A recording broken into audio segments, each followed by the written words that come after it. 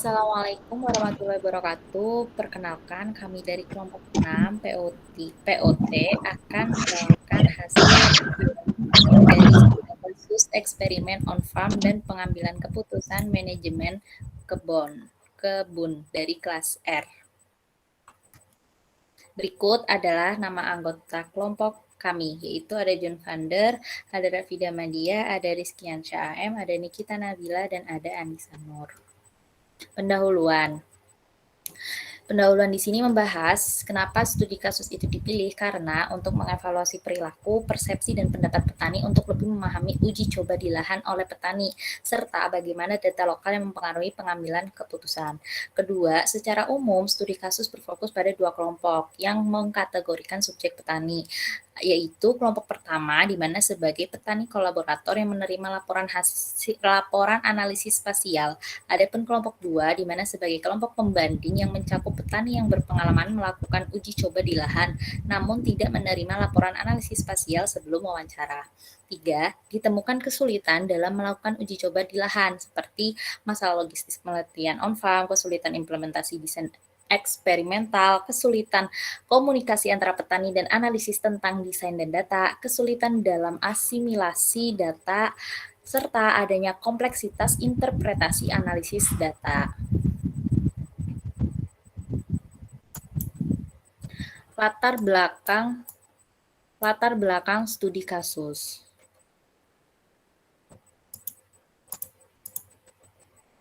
Latar belakang di sini dibagi menjadi 2 poin. Yang pertama, teknik studi kasus telah digunakan dalam pertanian untuk topik manajemen pertanian, agribisnis, dan untuk masalah pertanian presisi. Pemilihan metodologi studi kasus dibanding instrumen survei formal karena kurangnya informasi tentang penggunaan pemantauan hasil dalam keputusan pemilihan dan terbatasnya jumlah petani yang berpengalaman menggunakan pemantau hasil. Kedua, ditegaskan dari hasil penelitian Fontas dan kawan-kawan tahun 2005 melaporkan 25,2% petani Amerika Serikat kesulitan dalam menginterpretasi peta hasil. 69% petani merasa penanganan data memakan waktu yang terlalu lama. Demikian menunjukkan bahwa petani merasa penggunaan pemantau hasil mampu mengurangi penggunaan desain strip percobaan untuk desain eksperimental bidang terpisah blok besar. Hipotesis dan metode. Hipotesis ini dipilih berdasarkan tinjauan literatur, informasi sebelumnya, dan pengalaman bekerja dengan petani. Adapun isi-isi hipotesisnya itu ada 12. Yang pertama, hipotesis H1 menggunakan kombinasi sumber informasi kualitatif dan membuat keputusan seperti pengalaman yang berisi pengalaman, konsultasi tanaman, penyuluhan universitas, dealer, dan petani lain. Petani H2 menggunakan informasi kualitatif dari uji coba hasil dari di luar pertanian seperti universitas, industri, dan penelitian asosiasi petani. Petani H3 lebih percaya diri dalam keputusan pengelolaan pertanian berbasis uji coba di lahan. Lahan mereka yang dianalisis dengan analisis spasial dibandingkan dengan metode non-spasial tradisional. Keempat, data monitor nilai hasil petani H4 di lahan mereka sendiri karena menunjukkan respon hasil lokal di bawah kondisi lingkungan lokal mereka. Petani H5 yang menggunakan pemantau hasil telah menghentikan penggunaan metode lain yang digunakan untuk mengukur hasil. Yang keenam, petani H6 menggunakan teknologi navigasi berkemampuan GPS yang berdampak pada uji coba di lahan pertanian. Kemudian petani H7 di mana petani ini menganalisis uji coba hibrida dan varietas harus diselesaikan dan diterima sebelum akhir tahun berjalan. Petani H8 melakukan ketetapan waktu hasil analisis sama pentingnya dengan konten dari hasil analisis. Petani H9 di mana memiliki nilai yang terbatas, memiliki peta hasil cetak yang nilainya terbatas. Petani H10 lebih suka membuat perbandingan di lahan dalam blok besar seperti desain lahan terpisah daripada desain uji coba jalur. Petani H11 di mana mempunyai hubungan dengan universitas penyuluhan diperkuat dari keterlibatan dalam proyek ini. Kemudian petani H12 di mana manajer pertanian lebih bersedia untuk melakukan dan berpartisipasi dalam proyek penelitian pertanian regional daripada sebelum proyek analisis spasial ini. Data dan analisis. Jadi setelah studi kasus yang dilakukan, seperti mewawancarai 5 petani yang berasal dari Indiana, Illinois, Kentucky, dan Ontario menggunakan metode studi kasus yang disajikan oleh HIN 2003, di mana untuk mengevaluasi setiap petani dan kolaborator sebagai unit analisis. Metode studi kasus menggunakan 3 teknik pengumpulan informasi, seperti observasi langsung terhadap petani, observasi partisipan terhadap petani selama proyek, wawancara terbuka, dan sumber data. Tugas para peneliti yakni melakukan beberapa kunjungan pertanian, menganalisis data uji coba, memberikan laporan analisis spasial kepada petani. Setelah wawancara selesai dan informasi dari wawancara tersebut diringkas menjadi 7 topik. Yang pertama, penggunaan monitor hasil. Kedua, efek teknologi navigasi berkemampuan GPS pada uji coba di lahan. Ketiga, layanan analisis spasial. Keempat, sistem pendukung keputusan. Kelima, desain eksperimental. Keenam, saran bagi petani yang melakukan uji coba di lahan. Dan terakhir, peran penyuluhan universitas. Selanjutnya akan disampaikan oleh teman saya.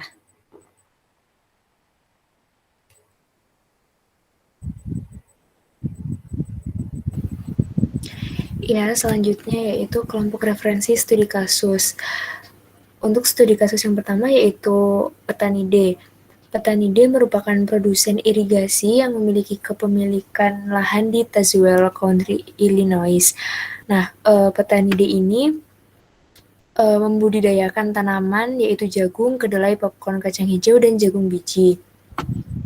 Petani D ini dapat menggunakan teknologi selama 10 tahun terakhir dan pada hasil monitoring mereka mengumpulkan data hasil georeferensi dan menggunakan perangkat lunak atau software dalam pemetaan pada tahun berikutnya.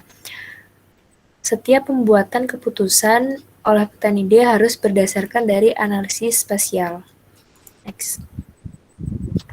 Selanjutnya yaitu petani F. Petani F berasal dari Montgomery County, Indiana yang juga terlibat dalam proyek SARE. Tanaman yang dibudidayakan oleh petani F yaitu jagung dan kedelai secara bergilir. Lahan yang digunakan oleh petani F merupakan lahan yang berasal dari praktik pengolahan tanah secara konvensional.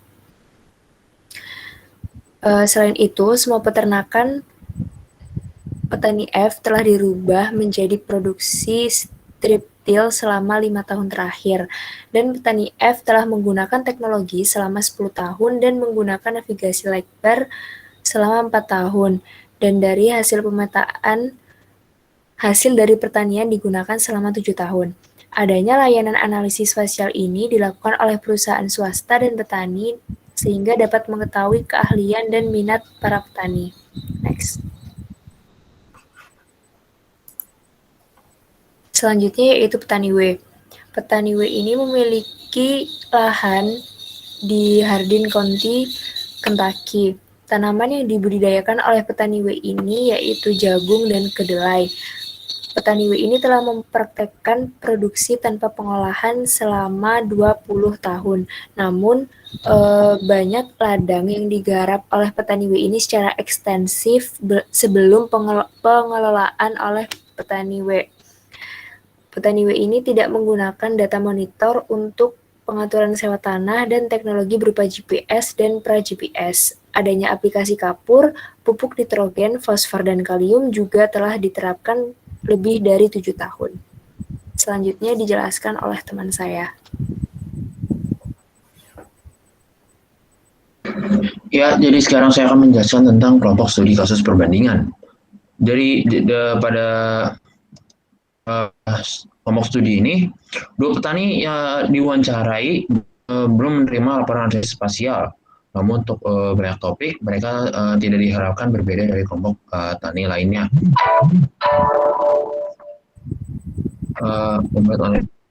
Jadi kelompok tani pembanding dapat diposisikan dalam kurva adopsi analisis spasial di mana kelompok tani acuan berada di proyek ini. Adapun adopsi dan penggunaan teknologi pertanian presisi termasuk melakukan uji coba di lahan tidak ada perbedaan yang diharapkan antara kelompok tersebut. Nah, jadi pada petani P itu bertani sebagai kemitraan antara 3 bersaudara di Nelson County, Kentucky. dan yang semuanya memiliki gelar sarjana. Petani IP berpengalaman menggunakan komputer untuk manajemen pertanian selama 27 tahun dengan internet selama 10 tahun terakhir. Uh,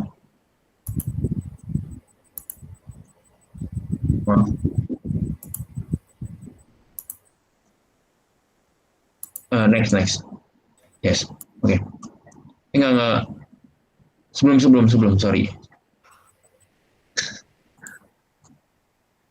Oke. Okay. Petani IP pertama kali melakukan pemetaan hasil 12 tahun yang lalu dengan perangkat lunak pemetaan pertanian 5 tahun kemudian, termasuk SS Toolbox, Farmworks, and GD Office. Jadi pada petani IP, tingkat variabel kapur dan biji yang telah digunakan masing-masing selama 8 dan 10 tahun. Uji coba di lahan telah menjadi praktik manajemen selama 10 tahun. Next.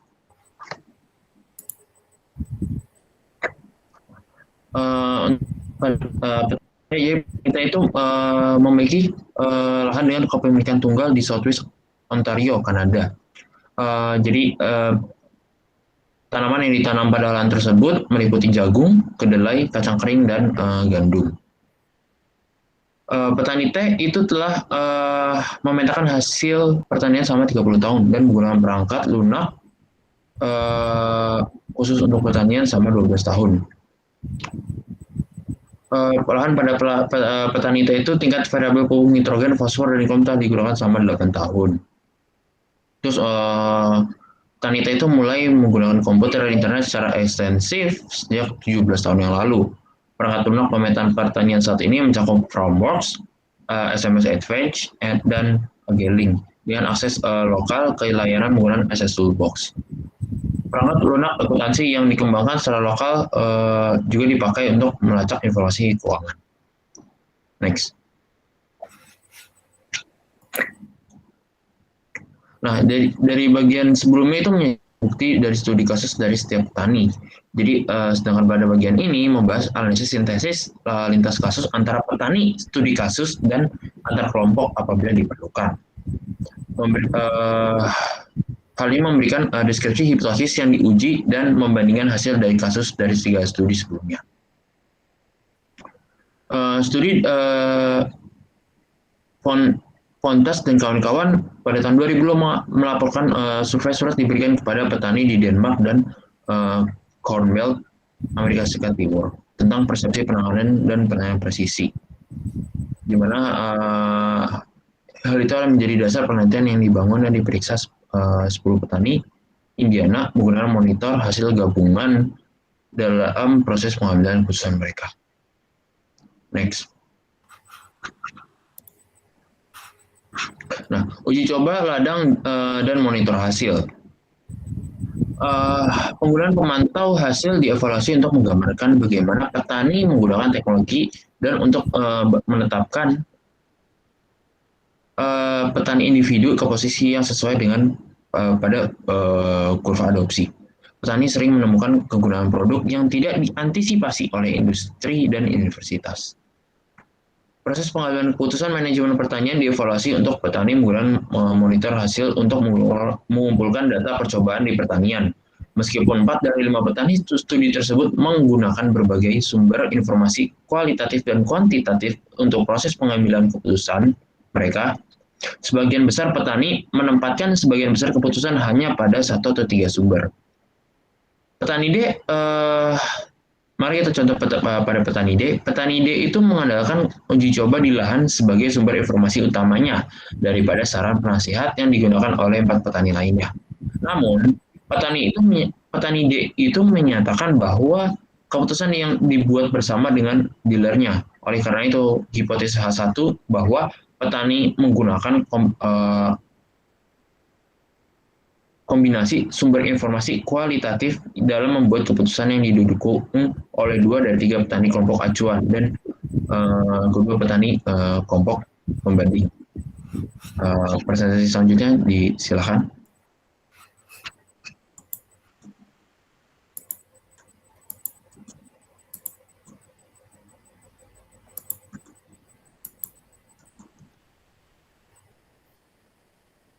Oke, terima kasih Rizky. Saya Anissa akan melanjutkan di sini merupakan hasil uji hipotesis di sebelah lihatkan tabelnya. Nah, berdasarkan tabel di samping, dilihat bahwa hipotesis H2 petani menggunakan kombinasi sumber informasi kualitatif untuk keputusan didukung oleh 2 dari 3 petani kelompok acuan dan kedua petani kelompok pembanding. Hipotesis yang ketiga bahwa petani dan data monitor hasil nilai di peternakan mereka atau di lahan mereka sendiri karena respon hasil lokal didukung untuk semua petani. Oke, next. Nah, berikut ini adalah teknologi navigasi yang GPS. Petani yang diwujudkan dengan alat navigasi yang mendukung GPS. Teknologi memiliki tingkat adopsi yang lebih tinggi daripada teknologi padat informasi. Misalnya, hasil monitor dan aplikasi tingkat variabel. Selanjutnya, sejak teknologi navigasi ini telah meningkatkan kemudahan operasi lapang yang dapat dilakukan, diduga bahwa penerapan dan pemameran uji coba di petani tidak akan. Oke, next.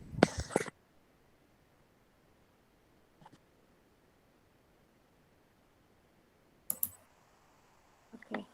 Ini merupakan layanan analisis spasial.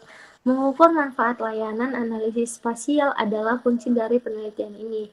Mengapa? Hal itu dikarenakan petani persepsi analisis spasial, laporan, dan layanan yang terkait dengan analisis tersebut adalah akan dievaluasi untuk memberikan saran kepada industri pertanian dan atau program. Jadi dari layanan analisis spasial ini akan dianalisis gitu bagaimana hasilnya di lahan para petani dan dievaluasi dan memberikan saran kepada industri pertanian ke depannya. Mungkin selanjutnya akan dilanjutkan. Oh, ternyata masih ada. Nah, ini merupakan hasil dari perbandingan antara petani 1 dan petani 2. Yang pertama, langkahnya itu merencanakan dan merancang percobaan. Yang kedua, pengatur untuk input, kemudian kalibrasi dan pengoperasian hasil, interpretasi hasil dari studi, analisis ekonomi, dan pengambilan keputusan. Setelah data dianalisis dan hasil yang akan disajikan, petani meminta bantuan dari dengan interpretasi hasil inferensi statistik, analisis ekonomi, dan pengambilan manajemen pertanian.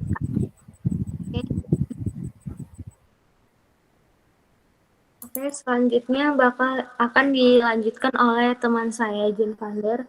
Dikarenakan ada kendala jaringan, mungkin tidak dapat on cam ya.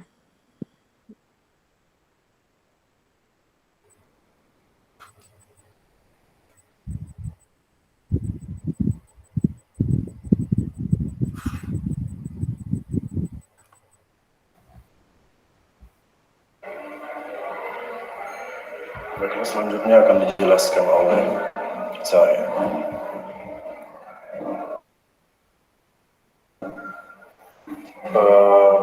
Pada studi kasus ini, petani menginginkan desain rancangan percobaan yang sederhana untuk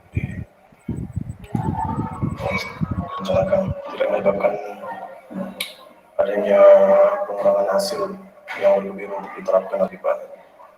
Mudah diterapkan dan dipanas, serta menyediakan data yang sesuai untuk membuat keputusan pengolahan pertanian agar rancangan percobaan memberikan informasi yang berguna.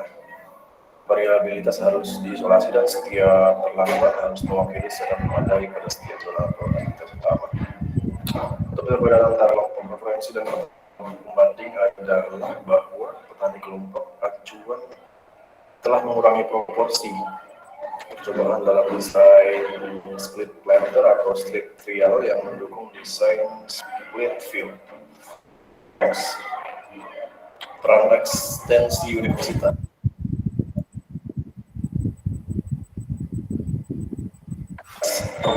ekstensi resource dimasukkan ini untuk mengevaluasi. Yang pertama, berubah selama proyek ini. Peran mungkin bermain dengan analisis dan interpretasi spasial. Yang ketiga, jika regional akan menjadi langkah alam berikutnya untuk analisis spasial uji coba di lahan.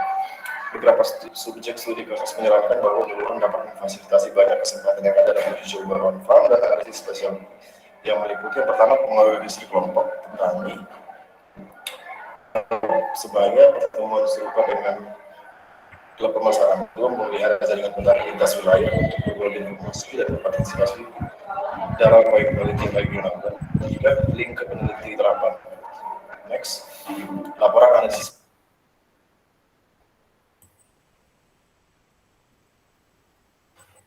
spasial. Laporan analisis spasial dievaluasi untuk menemukan konten yang paling penting dalam agar pelayanan kadar dapat memberikan informasi yang bermanfaat dan inovatif. Kedua konten kelompok pembanding menyerahkan data cuaca georeferensi akan berguna dalam laporan analisis spasial. Sebenarnya tidak ada kelompok referensi yang disebutkan cuaca. Petang IT menambahkan bahwa formula aplikasi yaitu risk dan ekonomi analisis. Next, ringkasan studi kasus. Hasil menunjukkan bahwa petani kelompok referensi lebih percaya diri di pertanian mereka. Keterusan pengelolaan berdasarkan data uji coba on farm dibandingkan dengan kelompok petani pembanding. Tidak hanya dan kelompok referensi membuat keputusan lebih cepat, tetapi mereka membuat lebih banyak keputusan daripada mereka akan memiliki tanpa analisis spasial. Petani kelompok referensi meminta pelatihan tambahan dalam menafsirkan hasil analisis statistik. Perbedaan besar terjadi antara petani kelompok acuan kelompok pembanding untuk pilihan mereka dari rancangan percobaan. Skala lapangan, petani kelompok referensi memilih untuk menggunakan skala besar desain kelompok kemampuan Smithfield dengan aplikasi terbatas yang mengurangi biaya melakukan on-farm uji coba on-farm. Sedangkan petani kelompok pembanding memilih desain uji coba straight dengan banyak ulangan berdasarkan statistik dan klasik. Next, batasan studi kasus ini. Karena petani studi kasus dianggap sebagai inovator dalam memanfaatkan teknologi presisi untuk pengujian di lahan, perbandingan dengan petani biasa tidak mungkin dilakukan. Namun wawasan yang diperoleh dari penelitian studi kasus berguna dalam pengembangan survei formal untuk diberikan kepada sampel petani yang lebih besar mengenai penggunaan pertanian presisi mereka, teknologi dan pengujian di lahan. Next, penelitian di masa depan.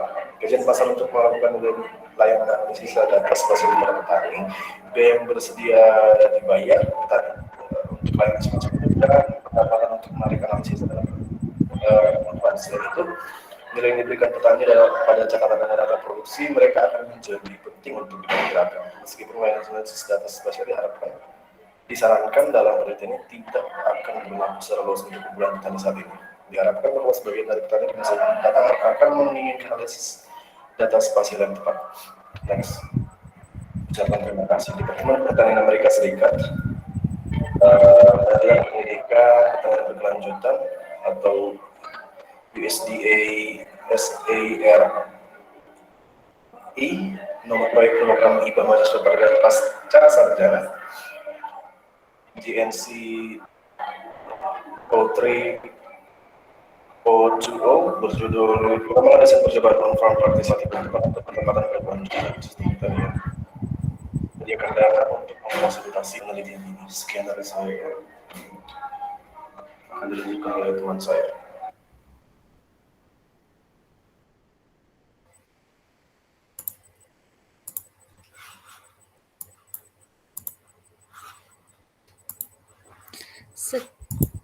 Sekian presentasi dari kelompok kami. Mohon maaf apabila ada salah kata dan ucapan dari saya dan teman-teman saya. Terima kasih. Wassalamualaikum warahmatullahi wabarakatuh.